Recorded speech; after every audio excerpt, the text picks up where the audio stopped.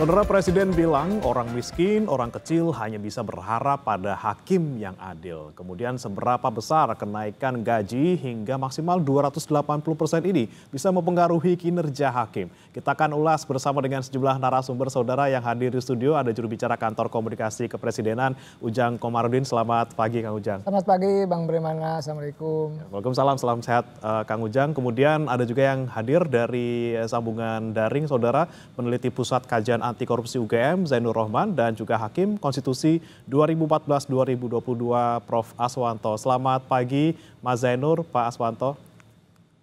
Selamat pagi. Baik. Pagi Mas. Kita ke Kang Ujang terlebih dahulu nih Kang. Ini kan gaji hakim naik ini ya. Ini sebenarnya pertimbangannya tuh apa sih? Ini kan oke, kata Pak Presiden ini buat meminimalisasi supaya tidak ada korupsi gitu ya dari lingkungan hakim. Kemudian pertimbangan lainnya itu apa sih? Apakah utamanya itu? Karena kan kita lagi dihadapkan sama banyak hakim juga yang berkasus gitu ya belakangan ini. Dari mulai CPO, kemudian juga Ronald Tanur. Ini apa pertimbangan utamanya sebenarnya?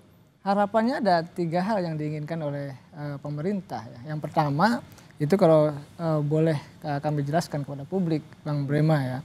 Pertama integritas hakim semakin kokoh.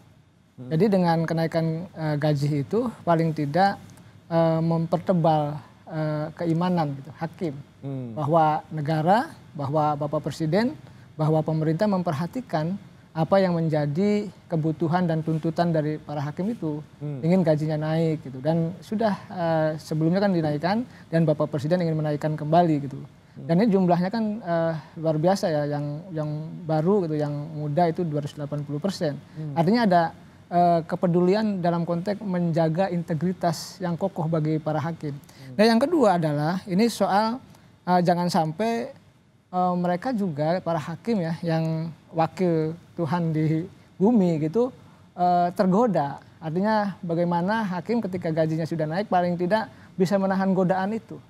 Godaan tekanan, dugaan suap, ini kan luar biasa terjadi di negara kita. Gitu. Oleh karena itu kita antisipasi dengan kenaikan gaji.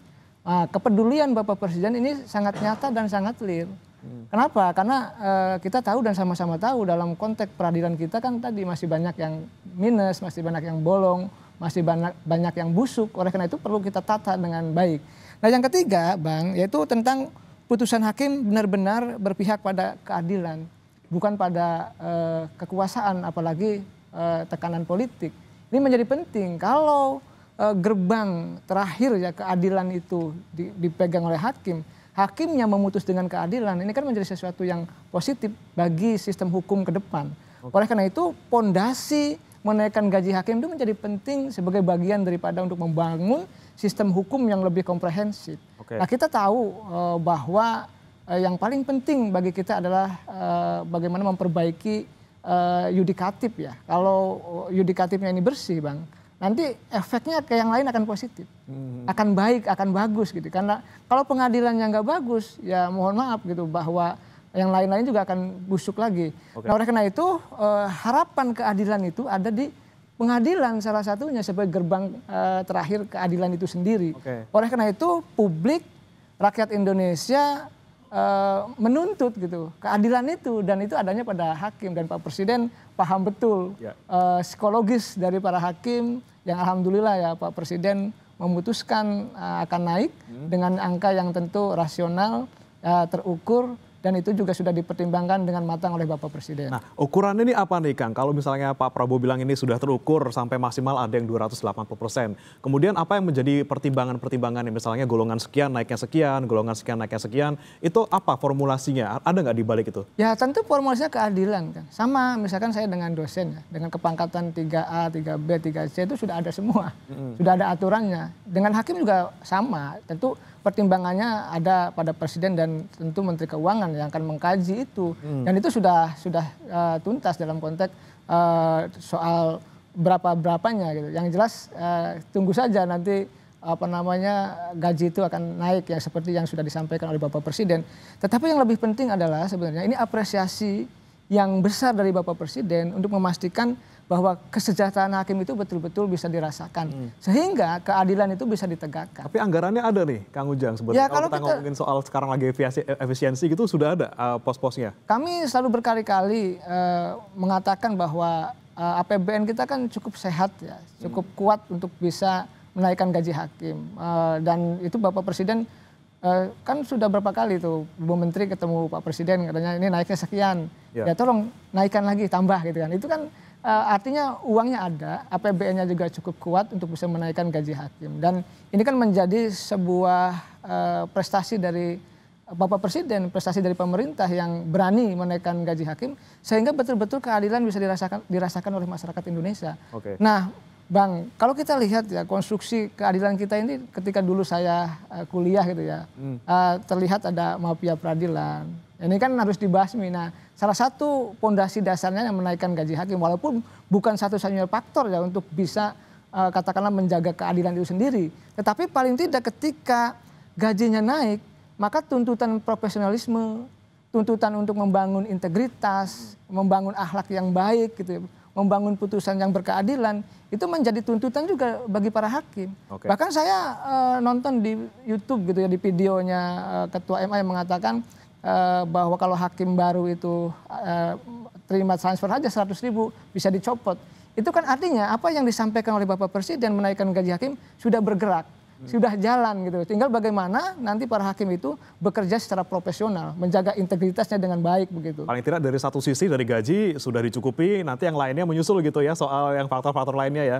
Oke, kita ke Prof. Aswanto. Prof. Aswanto, memang gaji hakim yang tidak naik selama belasan tahun ini sebenarnya kecil ya? Apa seperti apa? Karena kan selain ada gaji ada juga tunjangan yang juga jumlahnya sebenarnya tidak kecil. Bagaimana Prof. Aswanto? Terima kasih. Assalamualaikum warahmatullahi wabarakatuh. Waalaikumsalam. Mas Ujang, Pak Sainur ya yang saya hormati, dan tentu teman-teman di studio, para pemirsa. Sebenarnya kalau kita melihat mengenai kinerja peradilan dalam hal ini hakim, menurut saya tidak hanya gaji yang menjadi persoalan, tetapi ada 3 hal yang menurut saya yang harus menjadi concern kita. Pertama tentu soal integritas hakim. Nah, kalau kita berbicara mengenai integritas, itu tidak selalu berkaitan dengan duit. Integritas itu adalah sesuatu yang memang sifatnya innerly kait sebenarnya ya. Jadi di situ perlu mekanisme untuk rekrutmen hakim yang betul-betul gitu. Siapa yang berintegritas yang bisa direkrut gitu. Yang kedua soal pengawasan baik internal maupun eksternal, saya kira ini penting juga jadi catatan. Nah, yang ketiga mungkin kalau ini ya gaji gitu ya. Tapi sebenarnya kalau kita mau lihat perbandingan penghasilan ASN yang PNS hakim dan PNS lainnya, menurut saya hakim sudah termasuk yang tinggi gitu. Nanti malah kalau hakimnya tinggi sekali gajinya, lalu kemudian ASN yang lain seperti di Pemda itu malah jadi satu problem lagi menurut saya. Nah, tentu kita tidak bisa membandingkan antara penghasilan gaji hakim dengan hakim di beberapa negara gitu ya, dengan hakim Indonesia. Misalnya kalau kita bandingkan antara penghasilan hakim yang tertinggi itu di Singapura dan Australia ya. Singapura dan Australia, Jepang juga termasuk tinggi. Tetapi kan memang indeks per kapita mereka memang tinggi gitu. Jadi bukan hanya hakim yang tinggi gajinya, tetapi ASN yang lain, pegawai yang lain, pegawai pemerintah yang lain juga tinggi. Nah, di Indonesia kalau kita mau lihat sebenarnya gaji hakim itu dibanding dengan ASN itu sudah tinggi gitu. Misalnya di tingkat Mahkamah Agung ya. Mahkamah Agung itu kalau PP 55 kalau nggak salah itu ketua Mahkamah Agung itu sekitar 125 juta per bulan. Lalu wakil ketua 87 kalau nggak salah, lalu hakim-hakim anggota itu sekitar 70-an, 72 kalau nggak salah. Nah, coba kita bandingkan dengan ASN yang lain. Ini kan sudah tinggi banget gitu. Ya. Apalagi tadi Pak Mas Ujang menyinggung soal gaji dosen. Gaji dosen itu kasihan Pak. Ya bukan karena saya dosen. Gaji dosen yang paling tinggi misalnya golongan 4E yang sudah 30 tahun bekerja, itu kan gaji pokoknya paling tinggi 7,5 juta. Hmm. Kalau dia guru besar tentu ditambah 2 kali gaji pokok, sehingga seorang guru besar di perguruan tinggi itu terima sekitar 25 juta. Itu sama dengan gaji hakim yang baru gitu. Gaji hakim yang baru dilahirkan oleh kampus. Nah, sehingga menurut saya ya tidak hanya soal gaji yang jadi problem sebenarnya. Banyak hal yang harus dibenahi, terutama soal integritas tadi. Oke. Bahwa memang ada pengaruhnya gaji terhadap integritas itu ya memang ada, tetapi tidak selalu berhubungan langsung gitu. Karena Amerika misalnya, Amerika itu gaji hakim cukup tinggi gitu ya, sekitar kalau dirupiahkan mungkin sampai 500 juta per bulan gitu kan. Tapi di Amerika juga masih ada kasus hakim dapat suap, kena suap gitu.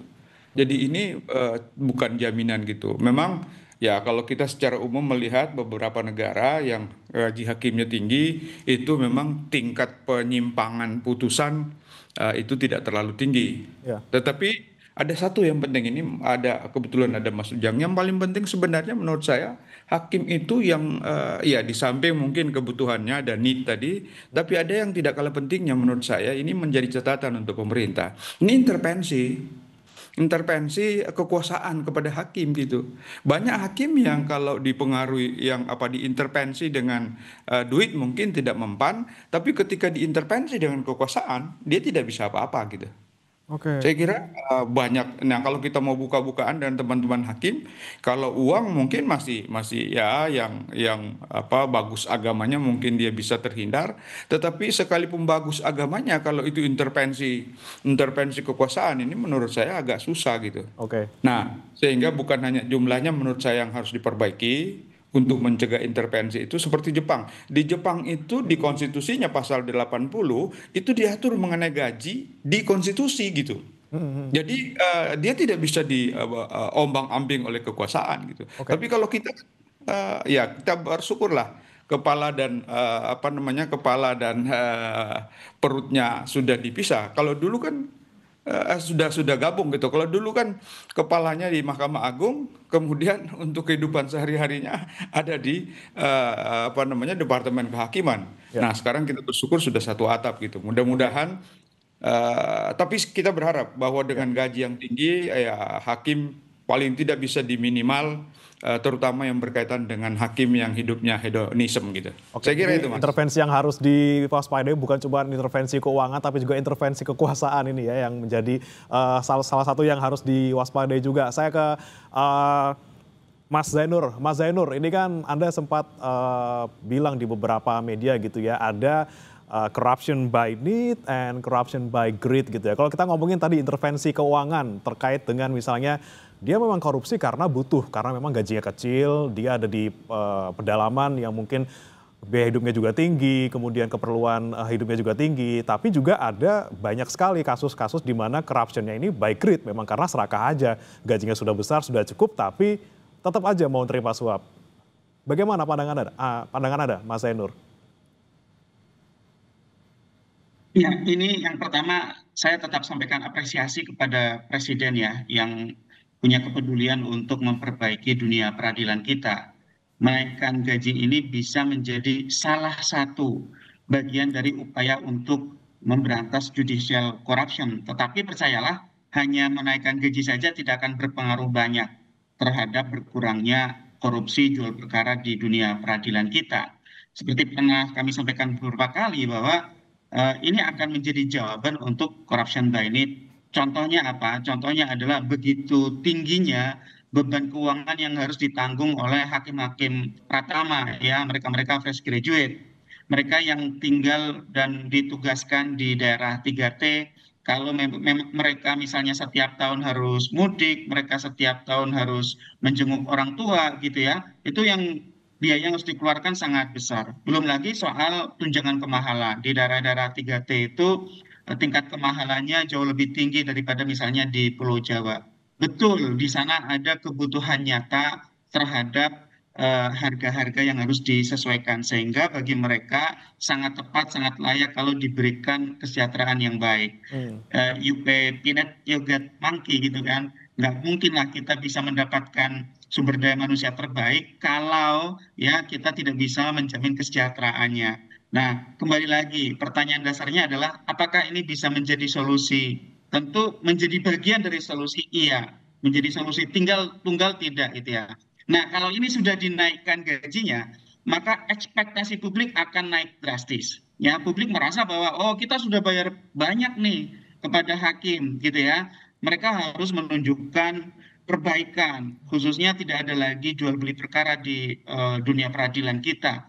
Nah, karena itu kalau nanti ini hanya berkisar hanya soal gaji, tidak diikuti dengan langkah-langkah perbaikan lain, di kemudian hari ini bisa menjadi bumerang, bisa menurunkan tingkat kepercayaan publik kepada dunia peradilan kita. Dan itu bahaya. Kenapa? Karena kalau masyarakat tidak menjunjung tinggi proses hukum, tidak menghormati hakim dan pengadilan, itu masyarakat bisa cenderung misalnya adalah main hakim sendiri, Eigenrichting gitu ya. Main hakim sendiri itu kan timbul karena masyarakat tidak percaya pada proses hukum yang disediakan menggunakan mekanisme peradilan. Nah, oleh karena itu, sekarang perdebatannya harus sudah naik. Bukan lagi soal sepakat atau tidak sepakat. Saya percaya para pakar, pengamat, ahli maupun praktisi itu kebanyakan pasti sepakat dengan kenaikan gaji. Tetapi yang menjadi pertanyaan adalah langkah selanjutnya apa nih? Menaikkan gaji saja tidak akan pernah cukup gitu. Ya. Nah, tadi Prof. Aswanto sudah menjelaskan, kalau soal gaji itu oke kita dukung gitu ya, tetapi juga yang pertama proporsional. Prof. Aswanto tadi menjelaskan bagaimana nih proporsionalitasnya dengan yang lain-lain. Saya justru ingin menambahkan lagi, proporsionalitasnya dengan sesama aparat penegak hukum. Ada jaksa, ada polisi, ya. Ya. Perkara di dalam perkara pidana itu kan terintegrasi, namanya Integrated Criminal Justice System. Perkara itu tidak akan pernah sampai ke pengadilan kalau di depannya itu korup. Tidak akan dibuat penyidikan, tidak akan ada penetapan tersangka. Sudah ada penetapan tersangka, sudah ada penyidikan bisa di SD3. Kalau di depannya itu dilakukan jual beli. Pertanyaan saya, apakah polisi dan jaksa tidak dimutasi, tidak diputar seperti hakim? Sama persis. Jadi Ya. mereka juga mengalami problem yang sama, ya. Misalnya nih, lulusan-lulusan Akpol atau pendidikan jaksa, mereka kan akan disebar ke seluruh Indonesia. Gaji dan penghasilan mereka itu jauh di bawah hakim. Ya. Nah, ini juga harus dipikirkan proporsionalitasnya oleh pemerintah. Mereka juga harus disesuaikan juga, dijamin juga tingkat kesejahteraannya. Yang Oke. kedua adalah pegawai di internal pengadilan itu sendiri. Kasus-kasus korupsi yang terjadi di dunia pengadilan selalu melibatkan pegawai negeri sipil di pengadilan. Bahkan biasanya mereka menjadi perantara. Cek saja kasus Ronald Tanur. Atau misalnya Zara Fikar. Zara Fikar itu bukan hakim, itu PNS karir. Punya uang 1 triliun di bantalnya gitu ya. Bayangkan, sekarang kita tanya, bagaimana kesejahteraan panitera pengganti, jurusita, maupun PNS secara keseluruhan di internal pengadilan. Silakan dicek, mereka penghasilannya kurang lebih sama dengan PNS di luaran, sangat jauh dengan hakim. Nah, maka ini perlu diperbaiki, harus ada proporsionalitas. Kalau Oke. tidak, pintu korupsinya, pintu maklar kasusnya tidak akan berubah, tidak akan hilang. Yang Oke. ketiga, soal pengawasan. Bagaimana pengawasan yang dilakukan secara internal maupun eksternal? Kita tahu di dalam undang-undang kita, KY posisinya sangat lemah. KY itu sudahlah lemah, juga sumber daya yang diberikan oleh negara sangat terbatas. Idealnya, kalau memang ini menjadi bagian dari upaya untuk membongkar dunia peradilan kita agar lebih baik, ya, harus ada langkah-langkah yang terencana, terpadu, komprehensif untuk reformasi peradilan. Termasuk adalah dengan menguatkan pengawasan eksternal. Ya, Oke. KY ini kan di dalam misalnya pengelolaan sumber daya manusia itu kan hanya memberikan punya kewenangan tentang rekrutmen untuk hakim agung. Ya. Kalau mau sekalian saja mulai dari hakim, bukan hakim agung gitu ya, juga melibatkan KY. Yang kedua, KY itu kan untuk penjatuhan sanksi hanya bisa mengusulkan, bukan menjatuhkan sanksi sendiri. Kalau mau agar akuntabilitas dunia peradilan kita naik, Ya. ya KY-nya juga diberikan kewenangan dong untuk Oke. melakukan investigasi sendiri sampai kemudian menjatuhkan sanksi sendiri. Oke. Jadi gitu, menurut saya harusnya ini menjadi momentum yang terencana tidak berhenti di soal menaikkan gaji saja. Oke, ini banyak sekali pertanyaan dan juga sikap dari Pak Zainur nih. Saya mau langsung tanyakan ke Kang Ujang tadi, semakin tinggi gajinya, ekspektasi semakin tinggi. Langkah selanjutnya apa? Kemudian bagaimana dengan penegak hukum lainnya yang tidak hanya hakim, ada polisi, jaksa, ada lapas, ada advokat juga. Ini bagaimana kemudian tidak hanya hakim yang kita fokuskan di sini, tapi juga penegak hukum lain supaya ya itu tadi meminimalisasi korupsi, tapi tidak hanya di satu pihak saja. Gimana Kang Ujang jawabannya?